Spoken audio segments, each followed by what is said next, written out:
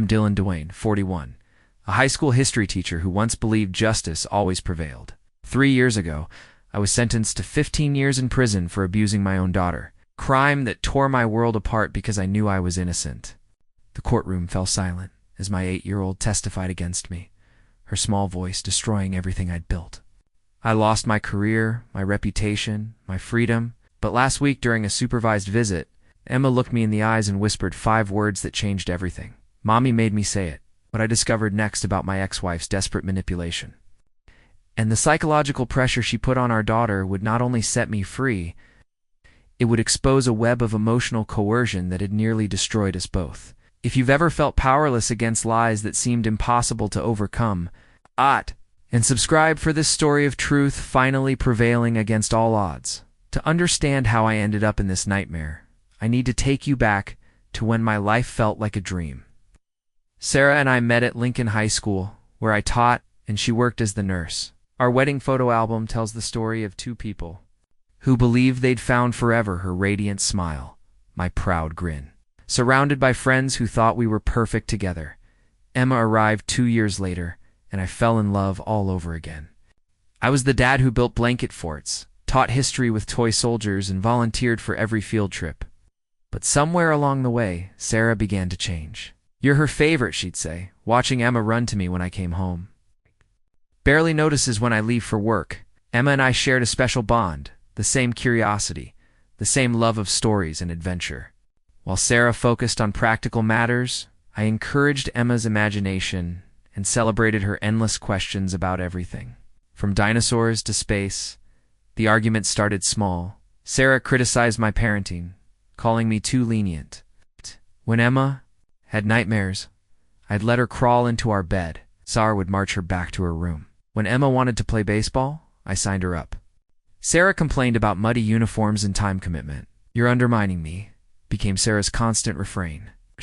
She thinks you're the fun parent and I'm the mean one. Looking back, I can see the signs I missed. How Sarah would interrupt our conversations or find chores for Emma whenever we were bonding. The subtle ways she began poisoning Emma's mind, comments about how I worked too much, how I made mommy sad. The divorce came when Emma was 6. During the custody battle, Sarah painted me as an absent father. Despite my clean record and devotion to Emma, I was granted only every other weekend. Sarah got the house, primary custody, and child support that stretched my teacher's salary to its limits. I thought we could co-parent peacefully for Emma's sake. I had no idea Sarah was planning her ultimate revenge plan that would destroy not just me, but our daughter's innocence as well. It was a Tuesday morning in October when my world collapsed. I was grading papers when the knock came at 7:23 a.m. 2 police officers stood on my doorstep, their expressions grim. "Dylan Dwayne.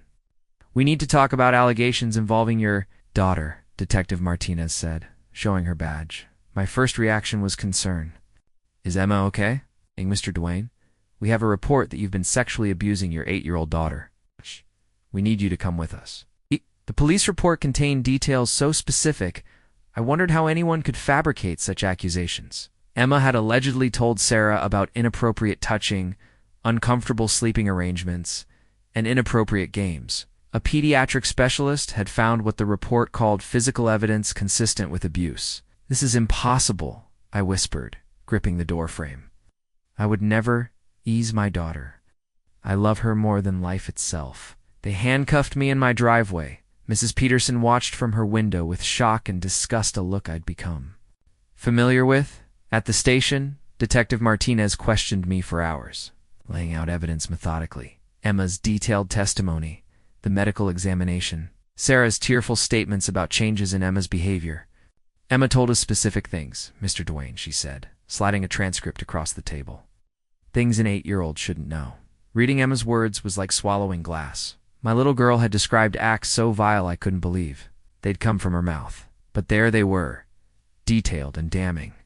"She's lying," I said, my voice breaking. "Someone made her say these things." "Mr. Dwayne, children don't lie about abuse," Detective Martinez replied. "Not with this level of detail." Spent that first night in a holding cell surrounded by sounds of other inmates.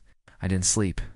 Just 24 hours earlier, I'd been planning lessons about the Boston Tea Party. Now, faced charges that would destroy everything. The worst part wasn't the cold concrete or scratchy jumpsuit. It was realizing that MMIA mate had been coached to destroy me. Someone had taken my innocent daughter and turned her into a weapon against her own father. I knew with absolute certainty that I was innocent. But lying on that narrow cot, I began to understand that innocence might not be enough to save me. My court-appointed attorney, Robert Chen, carried a briefcase held together with duct tape and spoke in the weary tone of someone who'd seen too many hopeless cases. When he opened my file, its thickness made my stomach drop. "Mr. Dwayne, I'll be straight with you," Chen said. "The evidence is substantial. Your daughter's testimony is detailed and consistent. The medical examination supports her claims. Your ex-wife presents as credible." He spread documents across the table, police reports, medical records, witness statements. Each page was another nail in my coffin. "But I'm innocent," I said, the words feeling hollow. "I've been doing this 15 years. I've seen guilty men walk free, and innocent men get life sentences. The truth is, evidence matters more than innocence." Multiple counts of child sexual abuse, each carrying 10 to 20 years. The prosecution sought maximum penalty. "We have two options," Chen continued. "Trial and hope for the best, or negotiate a plea deal. Given their case strength, I might get you 8 to 10 years if you pled guilty." Pled guilty to something I didn't do? Think practically. A trial is a gamble. If we lose, odds aren't good you're looking at 15 to 20 years minimum. While Chen outlined strategies, my personal world crumbled. I was suspended from teaching pending trial. Local news picked up the story. Teacher accused of abusing daughter. My photograph appeared on television next to alleged child molester. Brother Michael stopped returning calls. My parents, while maintaining belief in my innocence, suggested I consider the family and take the plea deal. Even closest teaching colleagues avoided me. The isolation was crushing. Went from respected community member to pariah overnight. Parents who once thanked me for inspiring their teenagers now crossed streets when they saw me. Financial pressure was immediate. Legal fees consumed my savings within weeks. I moved to a tiny studio and took night shifts stocking shelves, the only employer willing to hire someone facing my charges. Chen worked with what he had, but odds were stacked against us. Every expert witness cost thousands I didn't have. Prosecution had unlimited resources and public opinion. "The jury will see an 8-year-old testifying against her father," Chen warned, "unless we can prove she's lying and prove why they'll convict you." But how do you prove an 8-year-old is lying when she believes what she's saying is true? The courtroom was packed when Emma testified. I watched my 8-year-old daughter walk to the witness stand in a blue dress I'd never seen, clutching a stuffed rabbit Sarah must have bought her. Prosecutor Rebecca Walsh approached Emma with practiced gentleness. "Emma, do you see your daddy in the courtroom today?" Emma's eyes found mine. For a brief moment, I saw the little girl who used to run to me with scraped knees.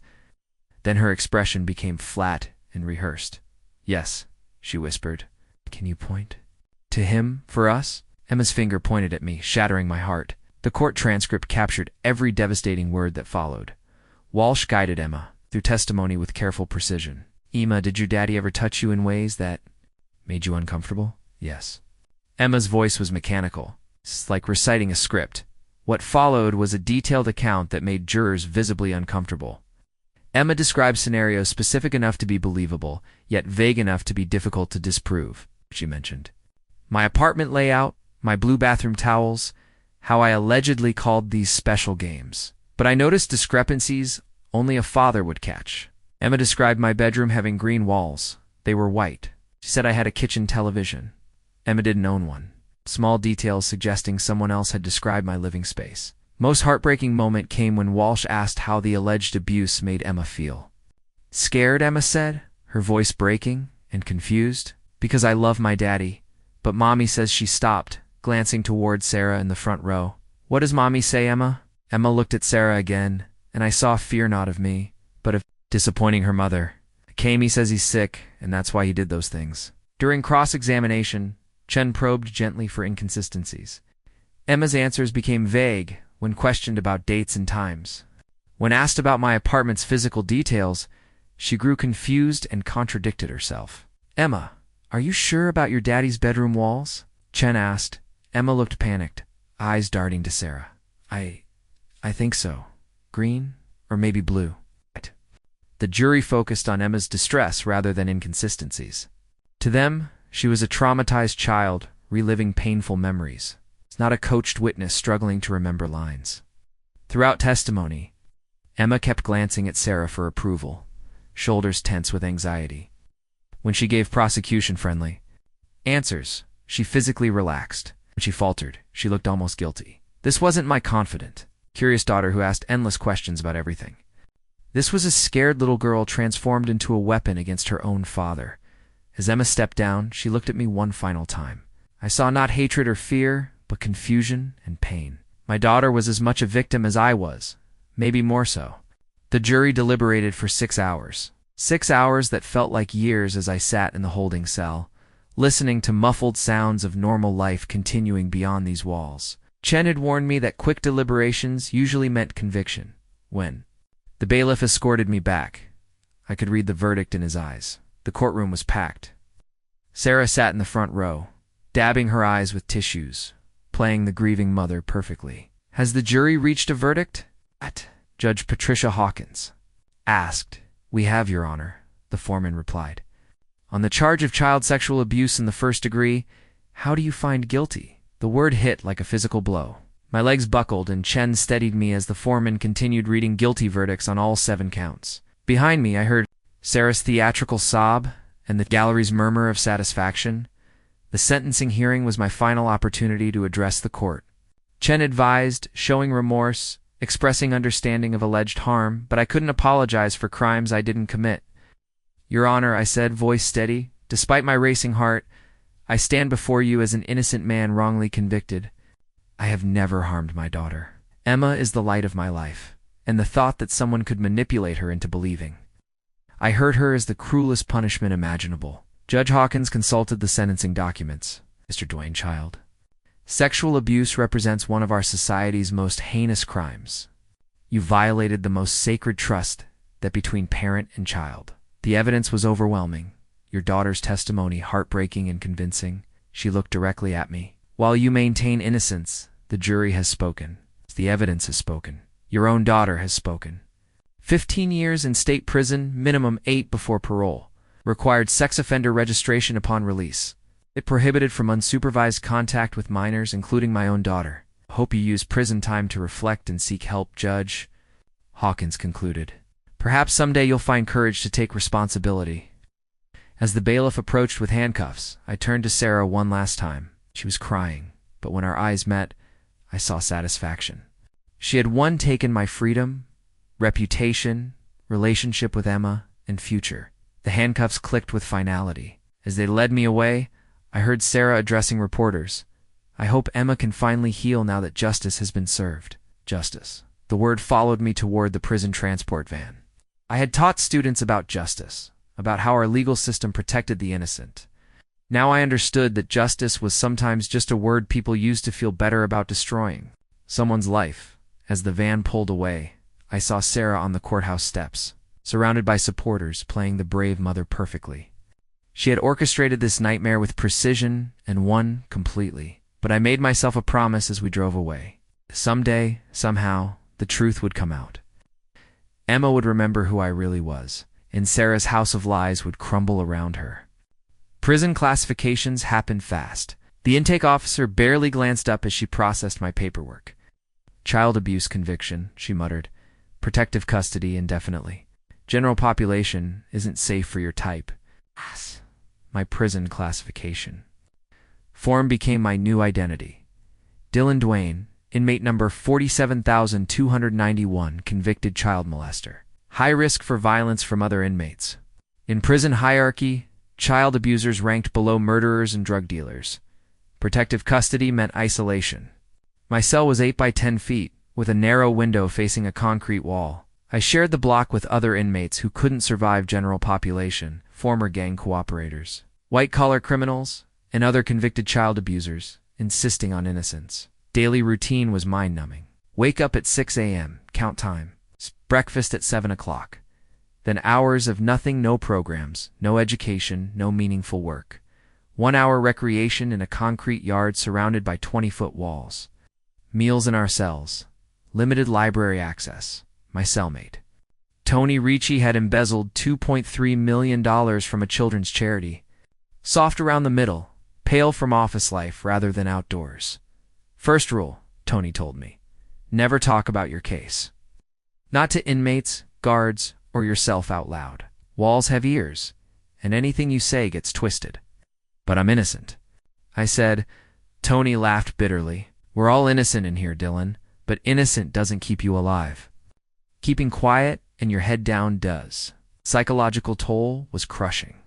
Every morning I hoped the previous months were nightmares. Every night I wondered if Emma remembered the father who read bedtime stories and helped with homework. Isolation. Gave too much time to think, replaying Emma's testimony, searching for missed clues. Phone calls were limited and expensive. Conversations with my parents were stilted and painful. They believed in my innocence, they said, but their voices carried. Doubt my brother Michael stopped accepting calls? Former friends had moved on.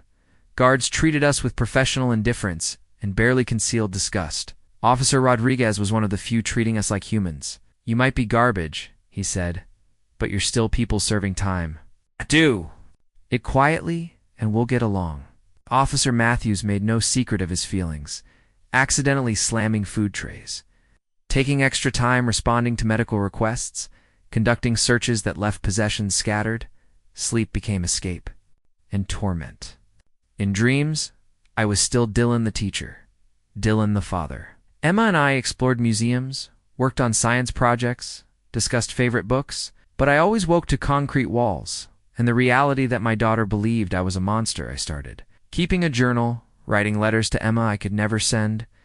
I told her about my days, books I was reading, how much I missed her laugh and endless questions. The letters became my lifeline. Maintaining connection I feared was slipping away forever. Time moves differently in here, Tony observed, playing chess with soap pieces. Days feel like years, but somehow years pass without noticing.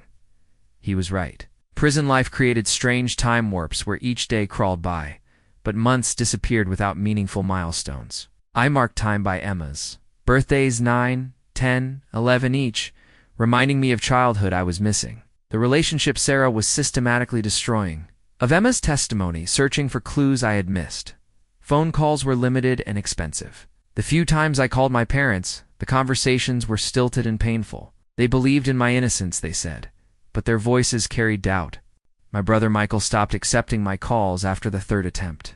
Former friends and colleagues had moved on with their lives. I couldn't blame them for not wanting to associate with a convicted child molester. The guards treated us with a mixture of professional indifference and barely concealed disgust. Officer Rodriguez, who worked the day shift, was one of the few who treated us like human beings. You might be pieces of garbage, he told us during one of his rare philosophical moments, but you're still people serving your time. Do your time quietly, and we'll get along fine. But Officer Matthews, who worked nights, made no secret of his feelings. He would accidentally slam food trays when delivering meals, take extra time responding to medical requests, and find reasons to conduct cell searches that left our few possessions scattered and damaged. Sleep came my escape and my torment. In dreams, I was still Dylan the teacher, Dylan the father. Emma and I would explore museums, work on science projects, discuss her favorite books, but I always woke up to concrete walls and the reality that my daughter believed I was a monster. The hardest part wasn't the physical conditions or even the isolation. It was the knowledge that while I rotted in a cell, Sarah was raising Emma, with a poisoned version of who I was. Every day that passed was another day Emma's memories of our real relationship faded, placed by the narrative Sarah had constructed. I started keeping a journal, writing letters to Emma that I could never send. I told her about my days, about the books I was reading, about how much I missed her laugh and her endless questions. The letters became my lifeline, a way to maintain the connection I feared was slipping away forever. Time moves differently. In here, Tony observed one evening as we played chess with pieces carved from soap. Days feel like years, but somehow years pass without you noticing. He was right. The monotony of prison life created a strange time warp, where each day crawled by with excruciating slowness, but months disappeared without meaningful milestones. I marked time by Emma's birthdays 9, 10, 11 each. One, a reminder of the childhood I was missing, the relationship Sarah was systematically destroying.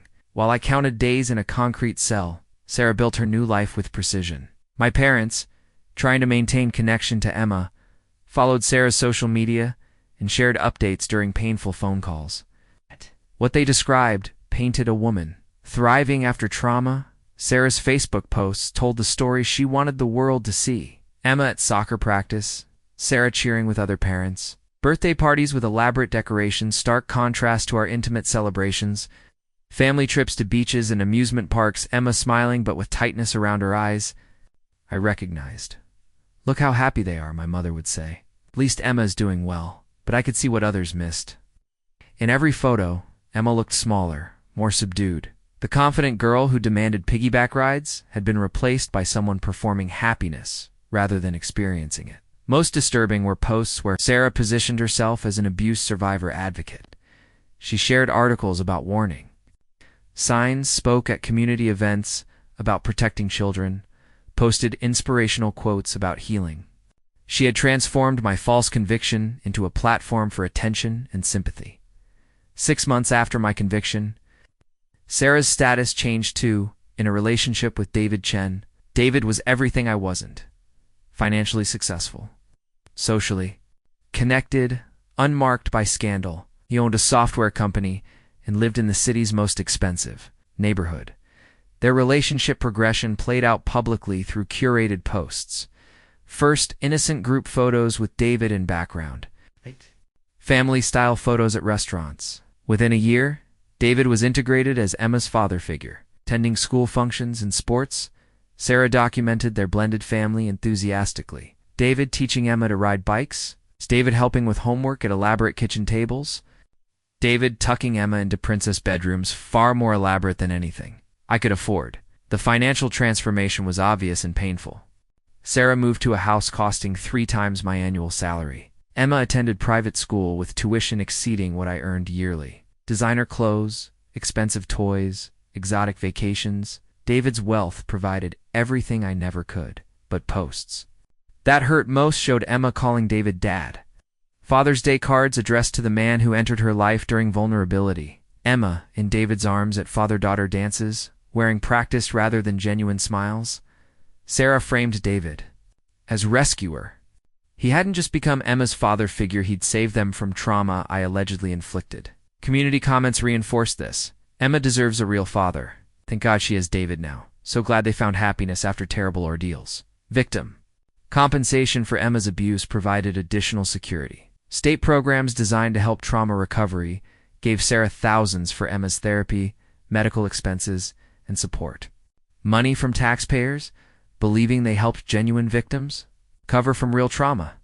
Sarah's transformation from small-town nurse to community advocate was complete. She spoke at PTA meetings about protecting children from predators. She volunteered with abuse survivor organizations. She started a blog called After the Storm, A Mother's Journey, documenting their recovery. Reading blog excerpts shared by well-meaning parents was personal torture. Sarah wrote about Emma's progress in therapy, nightmares allegedly stopping, trust slowly rebuilding. She described David's patience helping Emma learn to trust men again.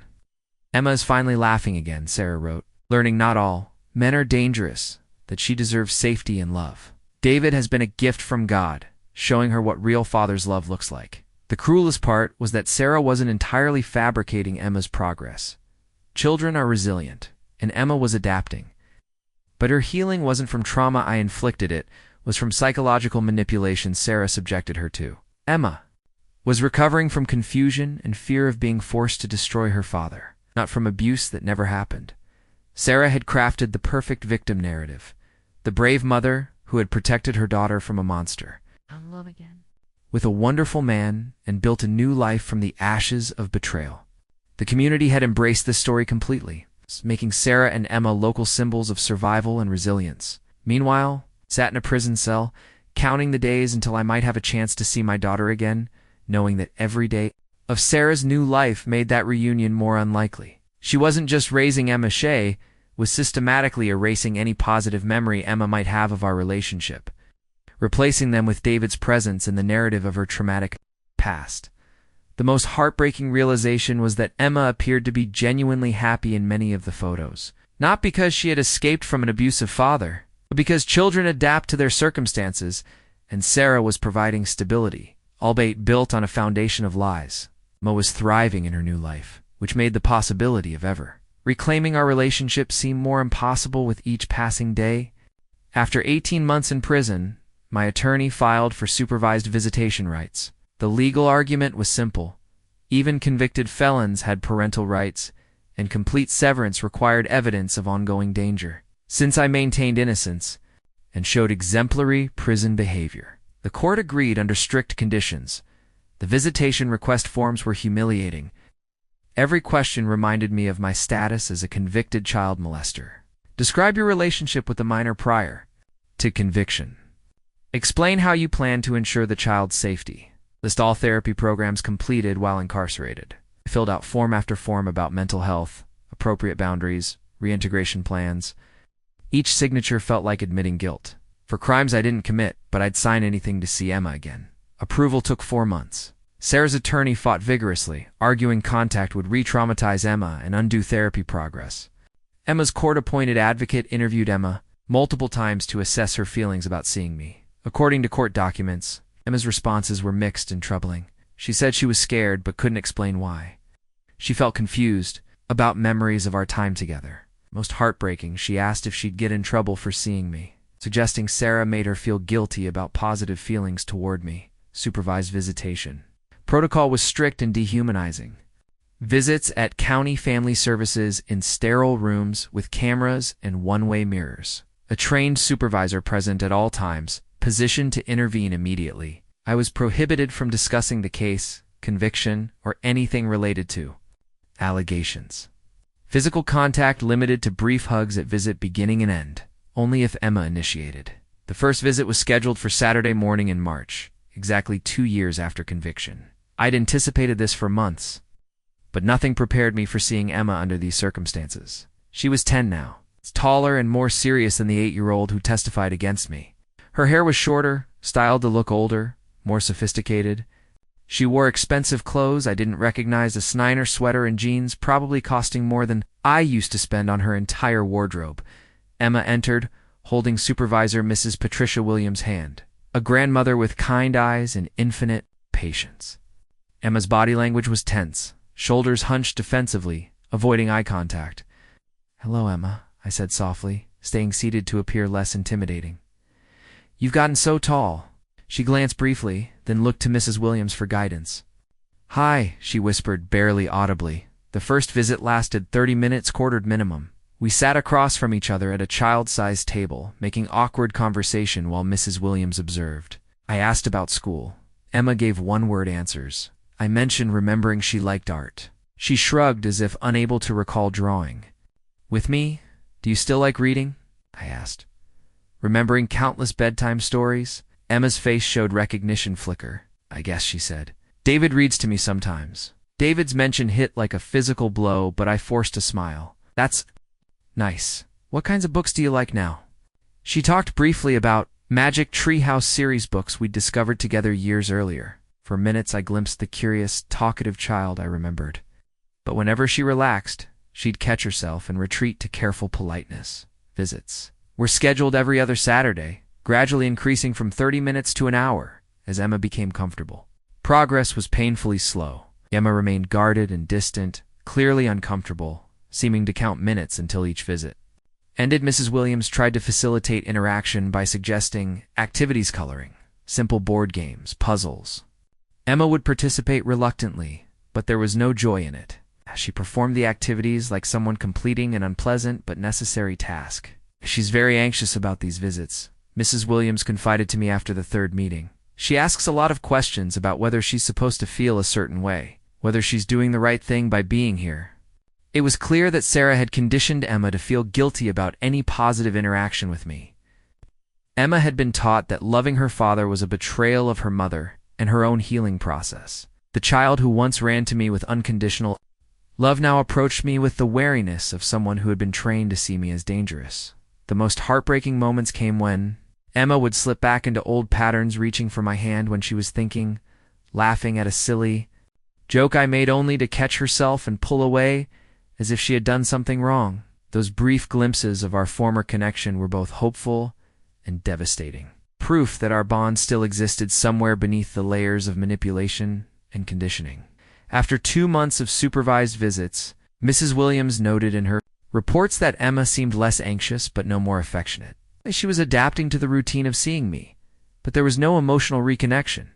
I was becoming a familiar stranger, someone she recognized, but didn't really know or trust. The visits gave me something to live for, but they also highlighted how much I had lost. This polite, distant child was nothing like the daughter who used to climb into my lap to help me grade papers or insist on wearing her favorite dinosaur shirt 3 days in a row. Sarah hadn't just taken away my freedom, she had stolen my relationship with my daughter and replaced it with something hollow and painful. 6 months into supervised visits, Mrs. Williams shared concerning news. Emma's school expressed worries about academic performance and behavior. Her report cards, part of court custody monitoring, painted a picture of a child struggling despite seemingly stable home environment. Emma had always been excellent, curious, engaged, eager to learn.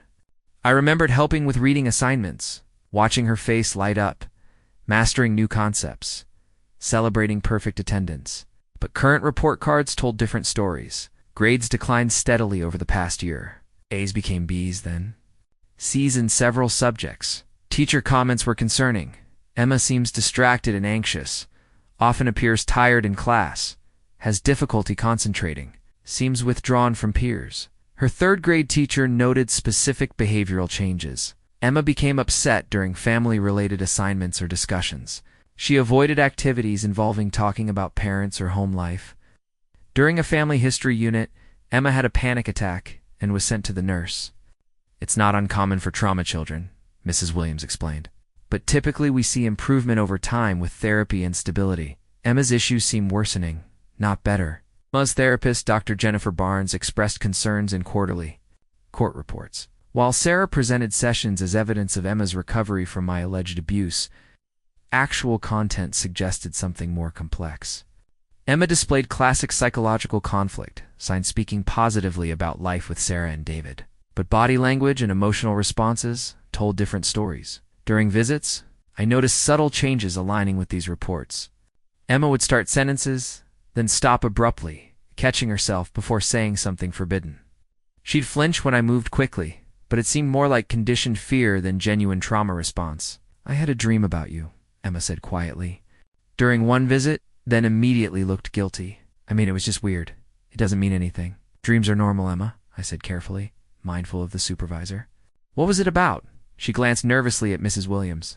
I'm not supposed to talk about dreams. Mommy says dreams about you are my brain being confused. These moments revealed the psychological prison Sarah constructed around Emma. Every natural impulse to connect with me was labeled confusion, weakness, or betrayal of healing. Emma was learning to police her own thoughts and feelings, suppressing positive memories or emotions related to me. The most telling incident came during a late fall visit. Emma was coloring a house picture, carefully choosing colors. Without thinking, she began describing artwork like during our old coloring sessions. The windows are blue because that's morning color, she said dreamily. And the door is red because red is brave, and you have to be brave to go into new places. For a moment, she was completely herself, creative, thoughtful, engaged. Then she realized what she was doing and stopped mid-sentence, her face closing off. That's silly, she said quickly. It's just a stupid drawing. It's not silly at all, I said gently. You always had wonderful ideas about colors and what they meant. Emma looked at me with something like recognition, then shook her head firmly. I don't remember that. I was just being dumb. Mrs. Williams later noted Emma appeared to actively suppress memories and natural responses during visits. The child seems conflicted between instinctive comfort with her father and learned responses discouraging that comfort. Emma's sleep problems appeared in multiple reports. She frequently had nightmares, but according to therapy notes, dream content was concerning. Rather than nightmares about alleged abuse, Emma dreamed about being lost, disappointing loved ones, being punished for unknown crimes. During one difficult visit, Emma asked a heartbreaking question. Daddy, why don't I remember the bad things you did to me? The question was innocent but devastating. Emma struggled with disconnect between actual memories of our relationship and the stories she'd been taught about our past. A truly abused child wouldn't ask this. They'd have vivid, painful memories they wish to forget. What do you remember? About the time we spent together before? I asked carefully. Emma's face scrunched up in concentration. I remember some things. Like you teaching me about presidents and helping me build that volcano for school. But Mommy says those are fake memories my brain made up to protect me from remembering the real things. Sarah had convinced Emma that her positive memories of me were delusions, symptoms of psychological damage rather than genuine experiences. Emma was being taught to distrust her own mind, to doubt her own perceptions and feelings. The psychological damage Sarah was inflicting on Emma was becoming more apparent with each visit. Emma wasn't healing from trauma. She was developing new trauma from the constant pressure to suppress her natural feelings and maintain a false narrative about her own life. Mrs. Williams began documenting these observations more carefully, noting the discrepancy between Emma's supposed recovery and her actual psychological state. But changing a custody situation required more than concerned observations. It required proof of ongoing harm, and Sarah was too careful to leave obvious evidence of her manipulation. The breakthrough came during an unseasonably warm Saturday in February, almost 3 years after my conviction. Emma arrived wearing a new expensive sweater, but something was different about her demeanor. She seemed more subdued than usual. Almost fragile. Mrs. Williams noticed too. Emma's been very quiet today. She seemed upset when her mother dropped her off. We started with a puzzle, one of Emma's preferred activities requiring minimal conversation. But as we worked together, sorting pieces by color, Emma began to relax. For the first time in months, she initiated conversation. "Daddy, do you remember when we built that birdhouse?" she asked suddenly, then looked startled, as if words escaped without permission. My heart jumped. The birdhouse was one of our last projects before divorce, a simple wooden kit we'd assembled in my apartment kitchen. Emma had insisted on painting it bright purple with yellow polka dots. I remember I said carefully, "You painted it purple." Emma's face brightened. "With yellow dots. You said it was the most beautiful birdhouse you'd ever seen." Then her expression clouded. But that was before she stopped abruptly, that familiar guilt look crossing her features. "Before what, Emma?" "Before you got sick," she finished quietly, using Sarah's explanation for my alleged behavior. "Mommy says I shouldn't think about things from before because it makes the sickness confused in my brain." "What do you think about when you remember the birdhouse?" Emma was quiet for a long time, carefully placing puzzle pieces while considering the question. Mrs. Williams leaned forward, sensing the moment's importance. "I think about how you let me use the real hammer," Emma said finally. "On how you didn't get mad when I hit your thumb instead of the nail.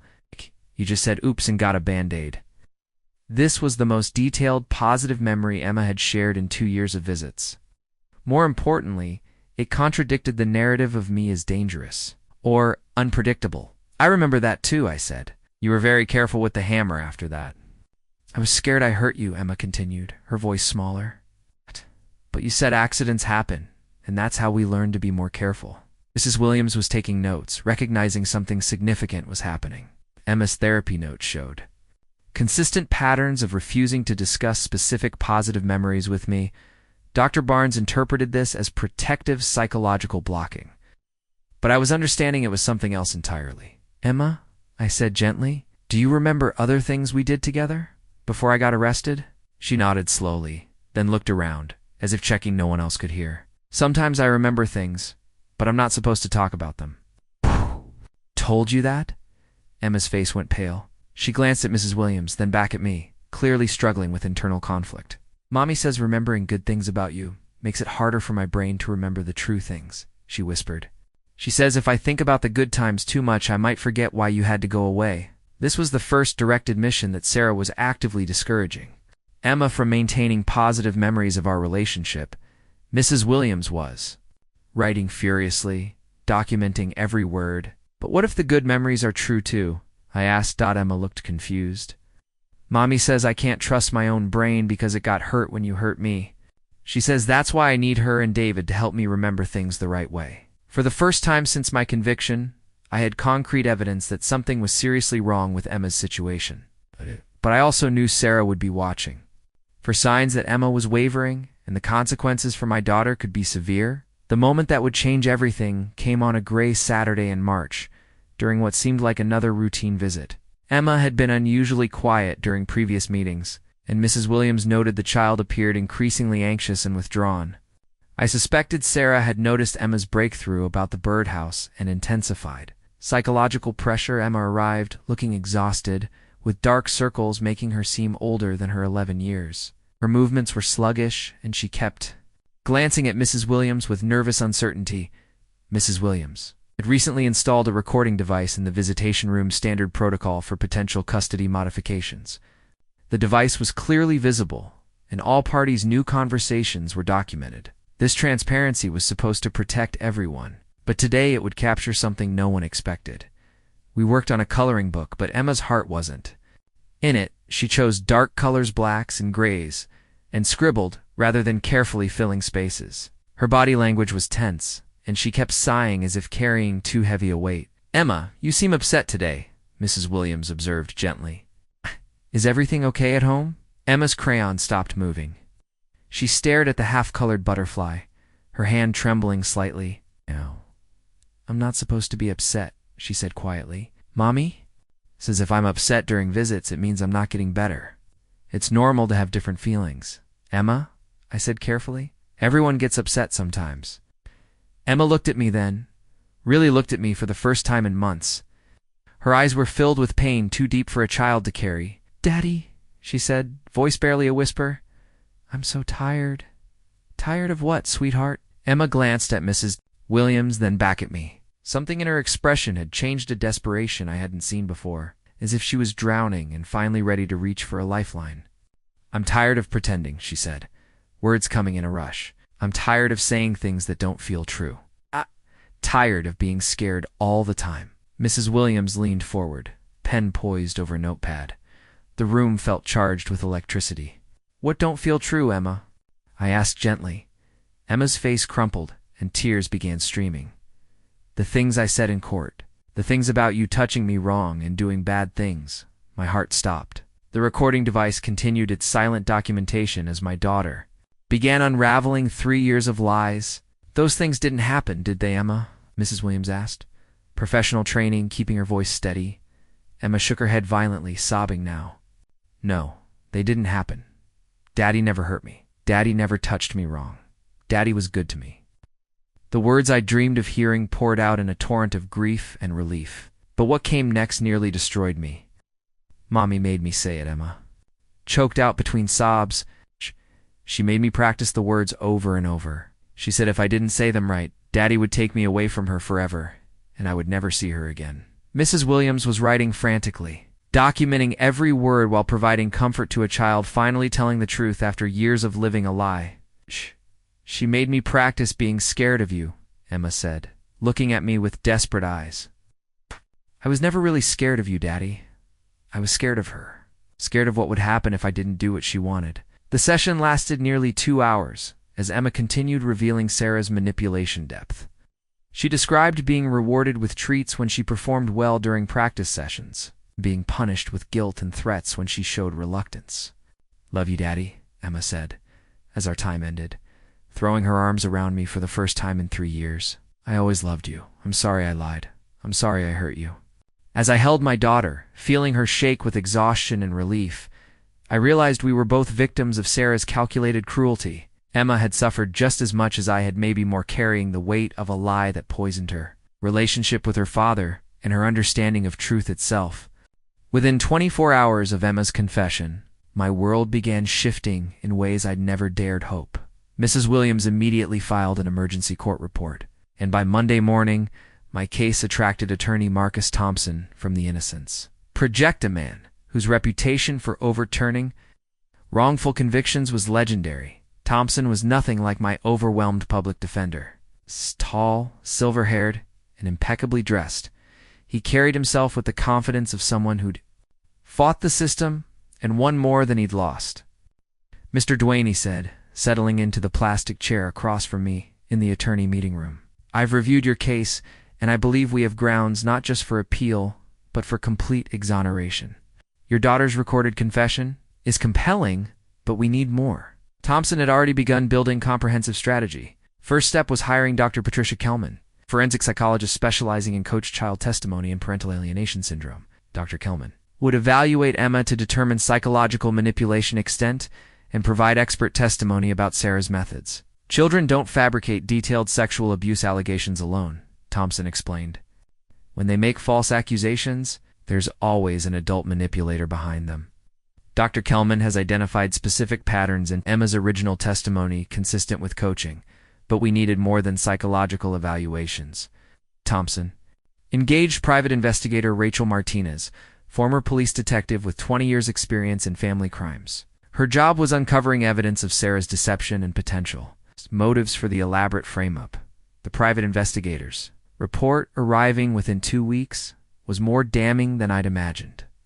Martinez uncovered a trail of financial and personal motivations painting Sarah as a calculating opportunist who'd used false allegations as weapons of revenge and personal gain. Most shocking was Sarah's relationship timeline with David Chen.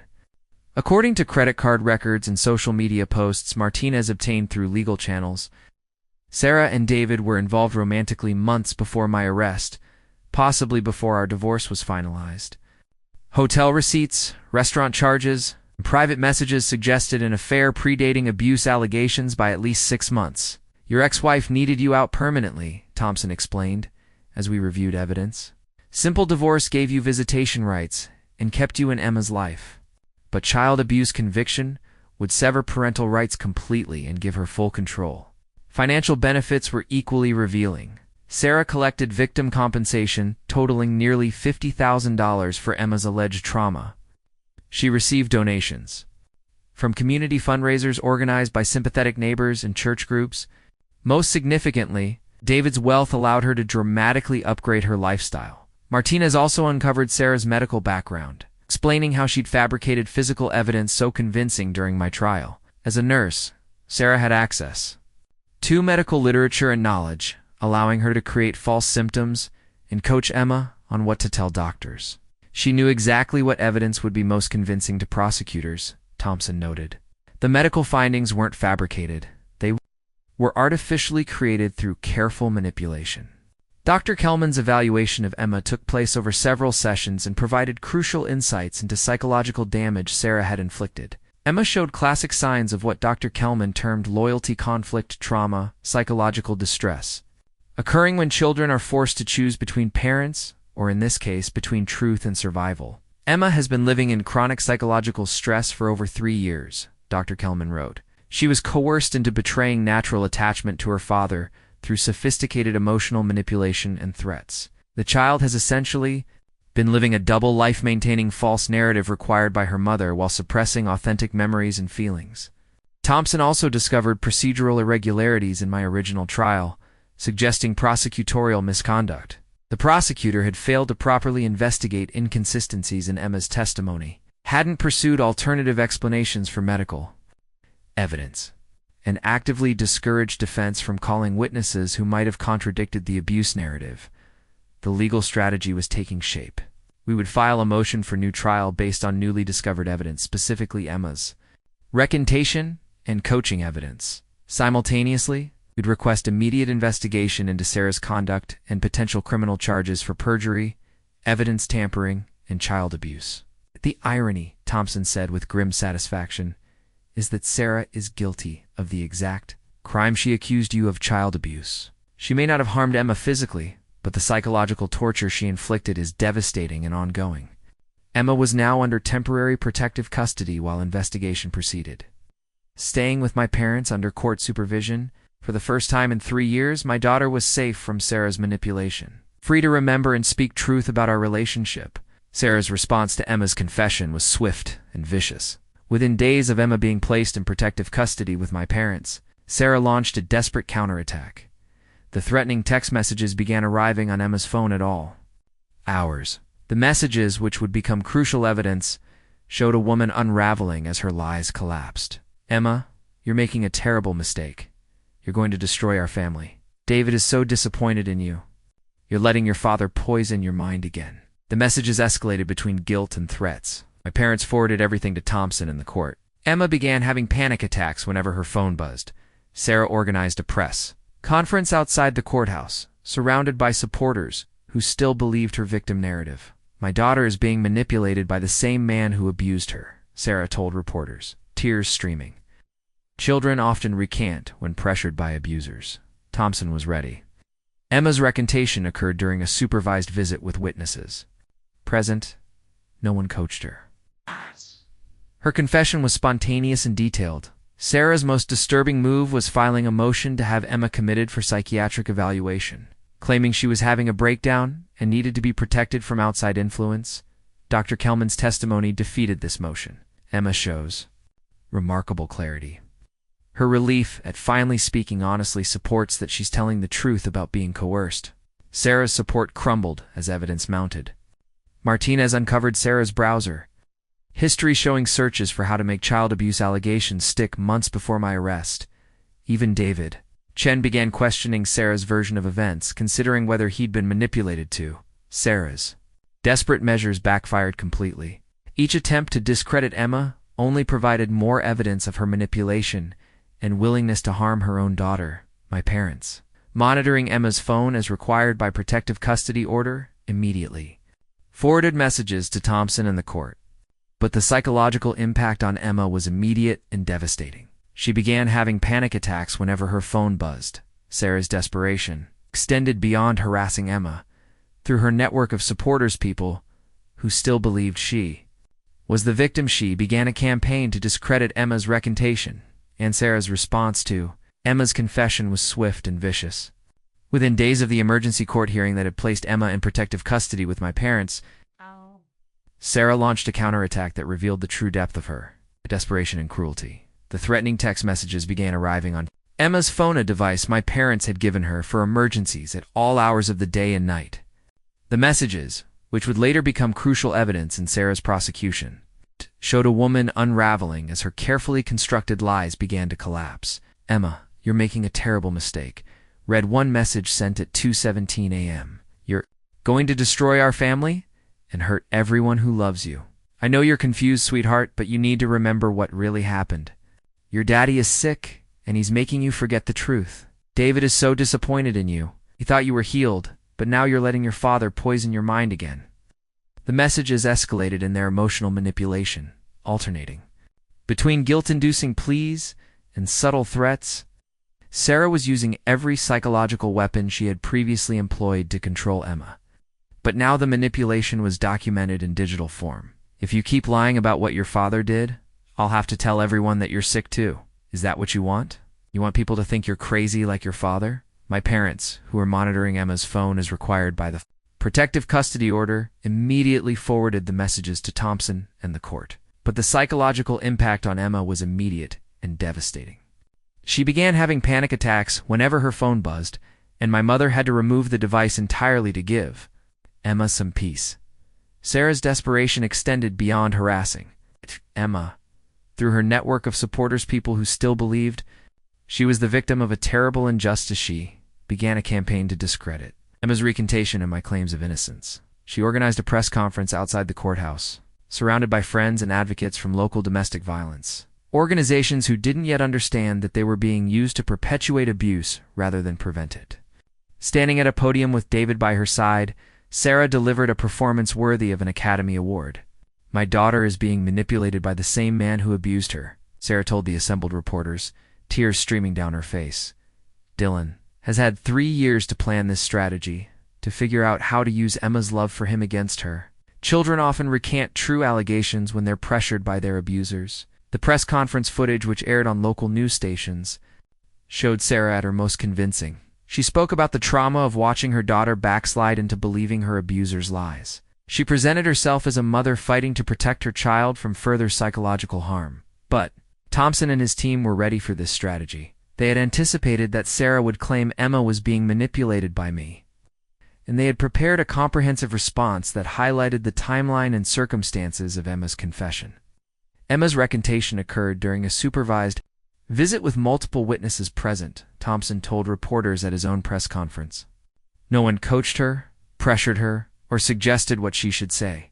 Her confession was spontaneous, detailed, and consistent with physical evidence we've uncovered about Mrs. Dwayne's deception. Sarah's most disturbing tactic was her attempt to have Emma committed for psychiatric evaluation. Through her attorney, She filed a motion claiming that Emma was experiencing a psychological breakdown and needed immediate intervention to prevent further self-harm. The motion argued that Emma's recantation was evidence of mental instability rather than truth-telling. The child is clearly in crisis, Sarah's attorney argued in court documents. She's rejecting the support system that has helped her heal and embracing a relationship with her abuser. This is classic victim behavior that requires immediate professional intervention. The motion requested that Emma be removed from my parents' custody and placed in a residential psychiatric facility, where she could be protected from outside influence while receiving intensive therapy. It was a desperate attempt to regain control over Emma and isolate her from anyone who might support her truth-telling. Judge Hawkins, the same judge who had sentenced me 3 years earlier, was clearly troubled by the developments in the case. During a closed hearing to address Sarah's motion, she expressed concerns about the conflicting narratives and the welfare of the child caught in the middle. This court is faced with determining whether an 11-year-old child is finally telling the truth about fabricated abuse allegations, or whether she's being manipulated into recanting legitimate claims, Judge Hawkins stated. Either way, this child has been severely traumatized, and our primary concern must be her well-being. Dr. Kelman's expert testimony during this hearing was crucial in defeating Sarah's psychiatric commitment motion. She explained that Emma's behavior was consistent with a child who was finally free to tell the truth, not one experiencing a breakdown. Emma shows remarkable resilience and clarity when discussing her experiences, Dr. Kelman testified. Her detailed descriptions of the coaching process, her relief at finally being able to speak honestly, and her consistent emotional responses all support the conclusion that she is telling the truth about being coerced into false testimony. Sarah's community support began to erode as more details of the case became public. The domestic violence advocates who had initially supported her started questioning whether they had been misled. Some friends and neighbors who had rallied around her during my trial began to distance themselves as evidence of her deception mounted. The most damaging blow to Sarah's credibility came when Martinez, the private investigator, uncovered evidence that Sarah had been researching false abuse allegations and parental alienation tactics online for months before my arrest. Browser history records from Sarah's computer, obtained through a legal subpoena, showed searches for phrases like "how to make child abuse allegations stick" and "getting full custody after abuse." David Chen, who had been Sarah's most visible supporter, also began to waver as the evidence mounted. Friends close to him reported that he was questioning Sarah's version of events and considering whether he had been manipulated just as effectively as Emma had been. David's starting to realize that if Sarah could orchestrate such an elaborate deception against her ex-husband, she might be capable of lying to him as well, Thompson observed. His relationship with Emma has been built on the foundation that he was rescuing her from an abusive father. If that foundation crumbles, everything changes. Sarah's desperate measures were backfiring spectacularly. Each attempt to discredit Emma or maintain her false narrative only provided more evidence of her manipulative behavior and willingness to harm her own daughter to protect her lies. But as her options dwindled, Sarah became increasingly unpredictable and dangerous. Thompson warned my parents to be extra vigilant about Emma's safety, concerned that a woman capable of such elaborate deception might resort to even more extreme measures to prevent the truth from destroying her carefully constructed new life. The formal interview with Child Protective Services took place on a Tuesday morning in April in a comfortable room designed to put children at ease.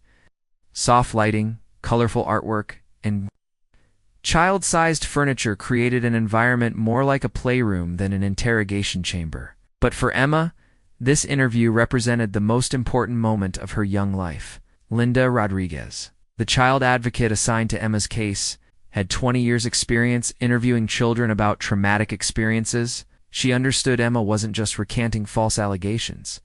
She was confessing to participating in her own father's destruction, something carrying enormous psychological weight for an 11-year-old. The child advocate interview transcript would become the cornerstone of my exoneration, capturing Emma's courage and clarity as she systematically dismantled the lies that imprisoned me for 3 years. "Emma, I want you to know you're safe here," Rodriguez began. "No one can hurt you for telling the truth, and no one will be angry regardless of what you tell me. Do you understand?" Emma nodded, sitting cross-legged in a beanbag chair, clutching a stuffed elephant my mother bought her. She looked small, and vulnerable, but there was determination in her eyes. "Can you tell me about the things you said in court about your father 3 years ago?" Emma took a deep breath. "I said that Daddy touched me in bad ways and did things that hurt me. None of that was true. I made it all up because Mommy told me to." "Emma, that's very serious. Are you absolutely certain those things didn't happen?" "I'm completely sure," Emma replied, her voice growing stronger. "Daddy never hurt me. Daddy never touched me wrong. Daddy was the best daddy in the world, and I ruined his life because I was scared of Mommy." Rodriguez guided Emma through a detailed account of Sarah's coaching process, and Emma's responses revealed sophisticated psychological manipulation she'd endured. She described practice sessions lasting hours, where Sarah made her repeat false testimony until it sounded natural and believable. "Mommy said if I messed up even one word, the judge wouldn't believe me and Daddy would take me away forever," Emma explained. "She made me practice crying at the right times and looking scared when I talked about him." The transcript documented Emma's description of being rewarded for good performances and punished for reluctance. Sarah had used treats, privileges, and emotional manipulation to ensure Emma's compliance. Rodriguez asked Emma to describe specific coaching techniques, and the details were chilling in their calculated cruelty.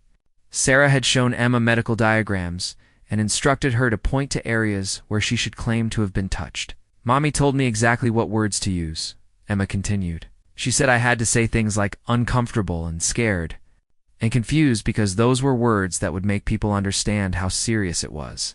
The interview revealed Sarah had also prepared Emma for cross-examination, anticipating questions my attorney might ask and coaching responses to maintain. The deception. Emma also described the emotional toll of maintaining deception for 3 years. She'd lived in constant fear of being discovered, of accidentally revealing truth, of disappointing Sarah and losing the only parent she was allowed to love. "I had nightmares all the time," Emma said, tears beginning to flow. "Not about Daddy hurting me, because that never happened. I had nightmares about people finding out I was lying and everyone hating me." Near the interview's end, Rodriguez asked Emma how she felt about finally telling the truth. "I feel scared but also happy," Emma replied. "Scared because I don't know what's going to happen to me and Mommy, but happy because I don't have to lie anymore." Emma's final statement was perhaps the most powerful moment. "I want people to know that my daddy is a good man who never hurt me. I want him to come home. I want him to know that I always loved him, even when I was saying those terrible things. I was just a little kid and I was scared and I didn't know what else to do. But I'm not a little kid anymore, and I'm not going to let my mommy hurt my daddy anymore." The motion for a new trial was filed on a sunny Monday morning in May. Thompson had assembled a comprehensive legal document that methodically dismantled every piece of evidence from my original conviction and presented overwhelming proof of Sarah's elaborate deception.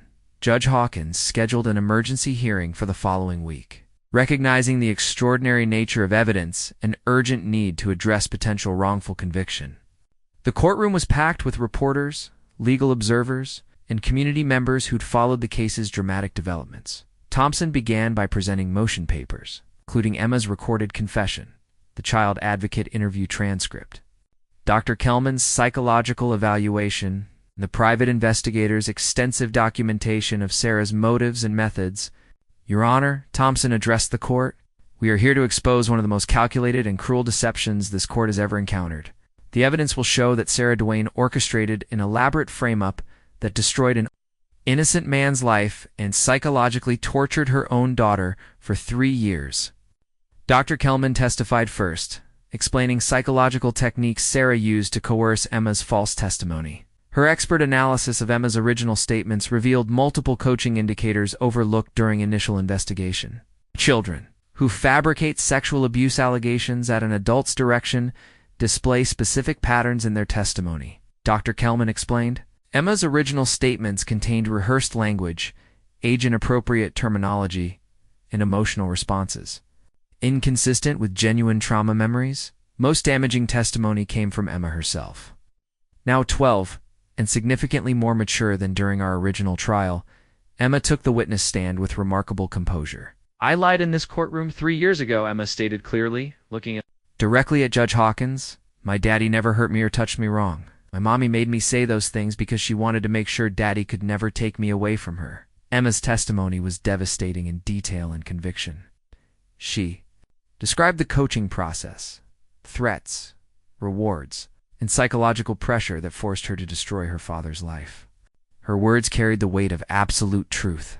The courtroom was silent as Emma concluded with a direct appeal to the judge. "I know I can't take back what I did to my daddy, but I want everyone to know that he's a good man who never hurt anyone. Please, let him come home." The private investigator's findings provided final puzzle pieces. Martinez had uncovered financial records showing Sarah's affair with David predated abuse allegations, establishing clear motive for wanting me permanently removed. Evidence of Sarah's research into false abuse allegations demonstrated premeditation, transforming her actions from desperate lies into calculated criminal conspiracy. Judge Hawkins also heard testimony about prosecutorial misconduct in my original trial. An independent review revealed Walsh's office had failed to properly investigate inconsistencies in Emma's testimony and actively discouraged defense efforts to explore alternative explanations. The hearing lasted 2 days, with Sarah's attorney mounting a desperate defense that crumbled under evidence weight. They argued Emma was being manipulated by me and my legal team, but Dr. Kelman's testimony effectively demolished this claim. On Wednesday afternoon, Judge Hawkins delivered her ruling from the bench, her voice carrying the gravity of someone understanding the injustice magnitude that had occurred in her courtroom. This court finds that evidence presented demonstrates beyond any reasonable doubt that Dylan Dwayne was wrongfully convicted based on fabricated testimony and manipulated evidence. She announced, "The systematic psychological abuse of a child. To achieve this deception represents one of the most heinous acts of parental manipulation this court has encountered." The motion for new trial was granted, and my conviction was immediately overturned. Judge Hawkins went further, ordering my immediate release and directing the district attorney's office to dismiss all charges. "Mr. Dwayne, this court owes you an apology that can never adequately address the injustice you have suffered," Judge Hawkins said, looking directly at me. "You have been failed by a system supposed to protect the innocent." The courtroom erupted as the judge's gavel fell. 3 years, 2 months, and 16 days after being led away in handcuffs, I was finally free. Emma, sitting with my parents in the gallery, ran to me as the bailiff removed my restraints for the final time. Within hours, Sarah was arrested on charges of perjury, evidence tampering, child endangerment, and conspiracy. The same courthouse where she'd played the grieving mother 3 years earlier now witnessed her being led away in handcuffs. As I walked out, holding Emma's hand for the first time in over 3 years, I felt complex emotions. Joy at freedom, and reunion was tempered by anger at the system's failure and sorrow for irreplaceable lost time. But looking down at Emma, smiling up at me with the same bright eyes I remembered, I knew our future together was more important than the past we could never recover. The truth had finally set us both free. Freedom was overwhelming in ways I'd never anticipated. After 3 years of rigid prison schedules and constant surveillance, walking into a grocery store without permission felt foreign. Emma noticed my hesitation during our first shopping trip and gently took my hand. "It's okay, Daddy," she said with wisdom beyond her 12 years. "We can take our time figuring everything out."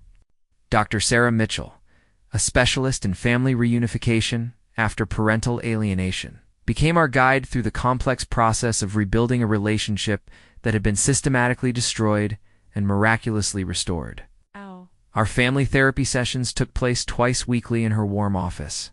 Both Dylan and Emma are dealing with unique trauma. Dr. Mitchell explained to my parents, who'd become Emma's legal guardians during transition, they're grieving the relationship they lost while simultaneously trying to rebuild trust and connection. Struggled with enormous guilt about her role in my conviction. Despite everyone's reassurance that she'd been a victim of manipulation, she carried the weight of believing she'd destroyed her father's life. Her guilt manifested in nightmares, anxiety attacks, and desperate need to be perfect to somehow make up for what she'd done. "I keep thinking about you in that prison cell," she sobbed during one session. "Keep thinking about how lonely you must have been, and it was all my fault." "Emma, you were 8 years old when this started," I reminded her gently. "You did what you had to do to survive. I'm not angry with you. I'm proud of you for finding courage to tell the truth." Practical matters demanded attention alongside emotional healing. My criminal record was expunged, but 3 years of imprisonment left me financially devastated and professionally damaged. Lincoln High School offered to reinstate me, but I wasn't ready to return to the classroom where colleagues had once viewed me with suspicion. Instead, I took a part-time position with the Innocence Project, helping other wrongfully convicted individuals navigate the legal system. The work was emotionally challenging, but deeply meaningful. I could use my experience to help others. Fighting similar battles, Emma's custody situation required careful legal maneuvering. Sarah, now facing multiple felony charges, had her parental rights suspended. I petitioned for full custody. But the court required extensive evaluation to ensure Emma's placement with me was in her best interest. "I want to live with my daddy," Emma told the custody evaluator with absolute certainty. "I know I hurt him, but he forgives me, and I want us to be a family again." Our new living arrangement was modest but peaceful. I rented a small 2-bedroom apartment near my parents' house, decorated with Emma's artwork and photos from our early years together. Emma chose purple paint for her bedroom, the same color she'd used for our birdhouse project. Years earlier, school presented challenges. Emma's classmates and their parents knew about the case, and reactions ranged from supportive to suspicious. Some people struggled to accept that the abuse allegations had been false. Emma handled these situations with grace that amazed me. When a classmate asked if I had really done those things, Emma responded calmly, "My mom made me lie because she was angry at my dad. He never hurt me. People make mistakes sometimes, and my mom made a really big one." Our relationship evolved as we both grew and healed. The carefree father-daughter dynamic of Emma's early childhood had been replaced by something deeper and more complex. We were both survivors of the same trauma, allies who'd endured and overcome something terrible together. Emma began writing letters to other children who'd been coached to make false allegations, something Dr. Mitchell encouraged. As part of her healing process, "If someone is making you say things that aren't true, it's not your fault," she wrote in one letter. "You're just trying to survive.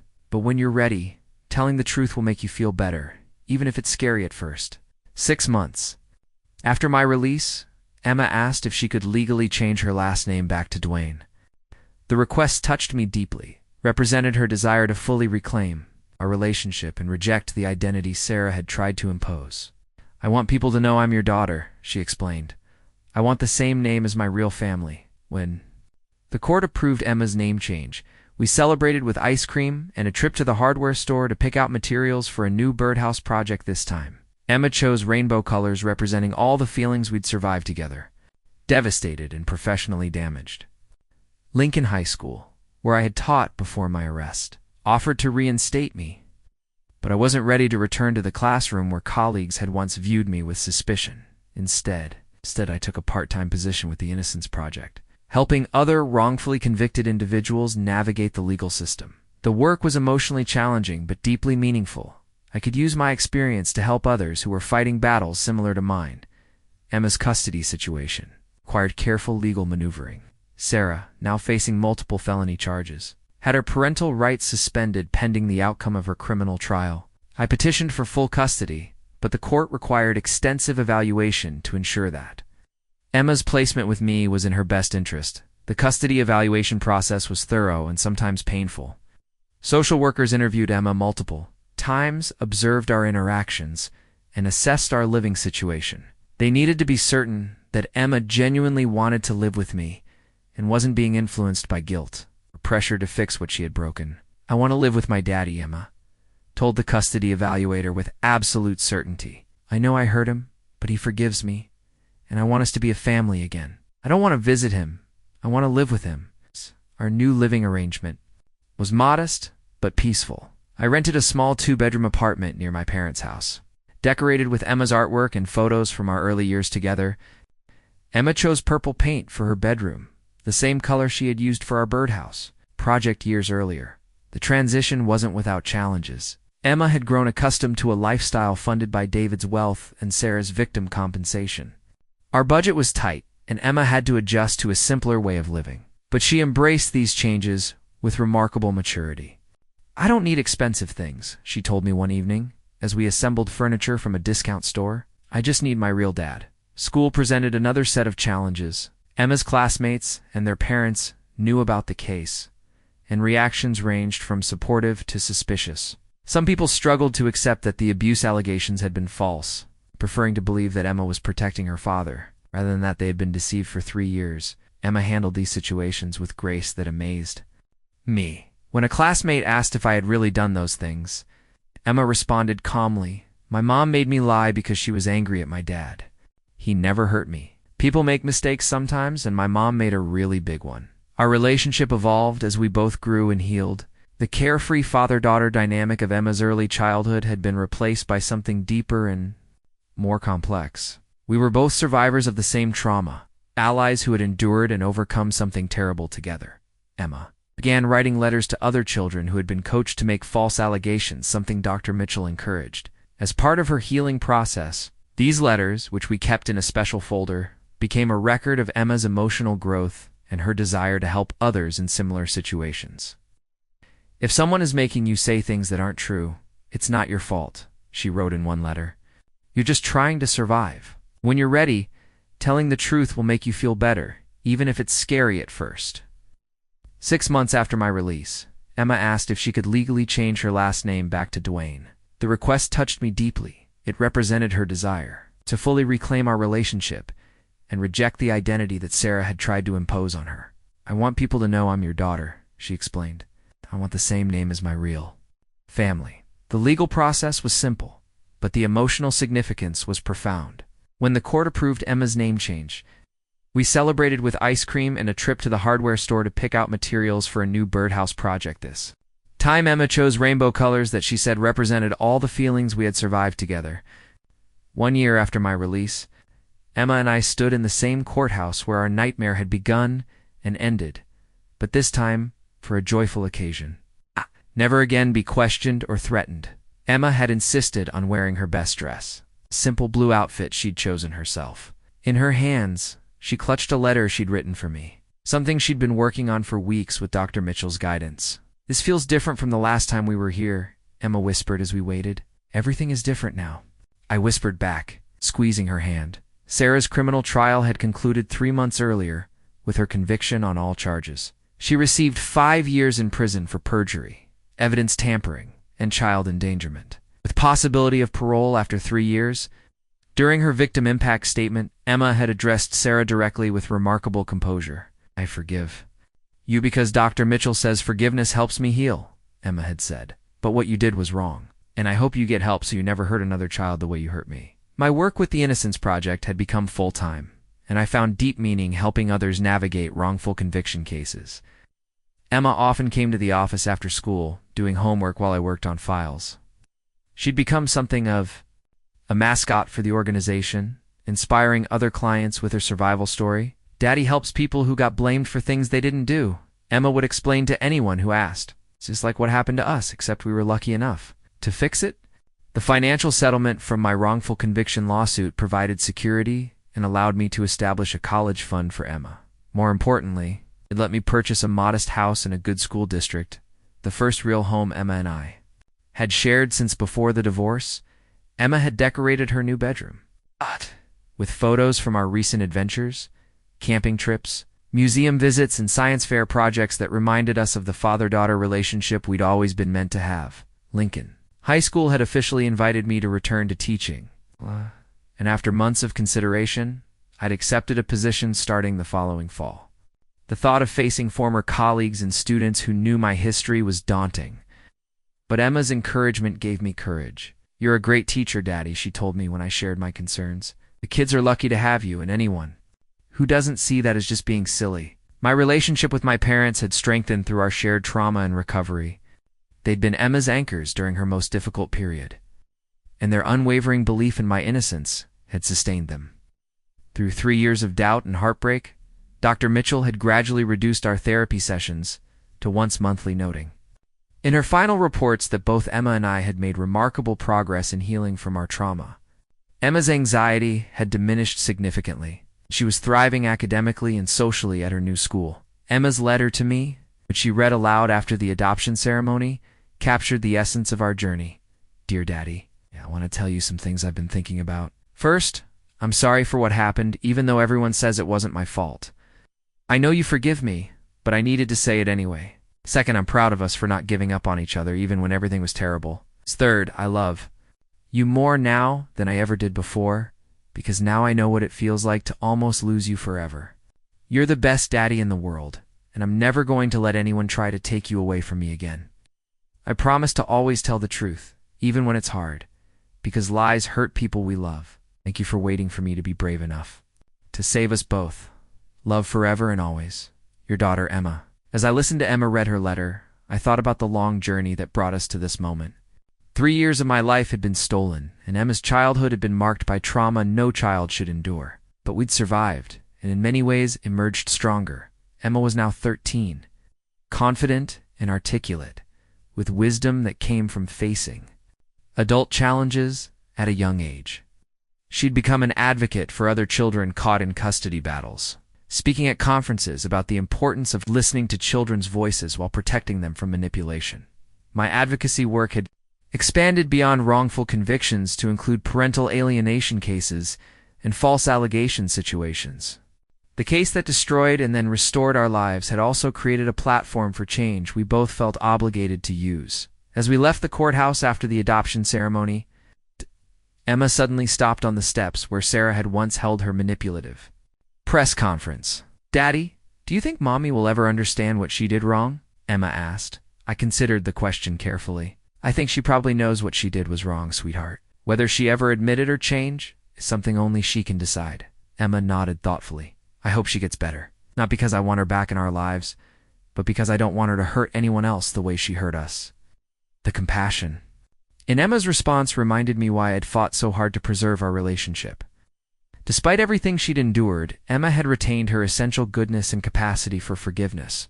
She'd chosen healing over hatred, truth over revenge. As we walked to our car, Emma slipped her hand into Mina, a gesture that had once been natural, then forbidden, and was now precious beyond measure. "What do you want to do to celebrate?" asked Emma grinned. For a moment I saw the 8-year-old who'd once insisted on purple polka dots for our birdhouse. "Can we go build something together? Maybe a treehouse this time?" "Absolutely," I said, knowing that whatever we built together would be stronger and more beautiful because of everything we'd survived to reach this moment.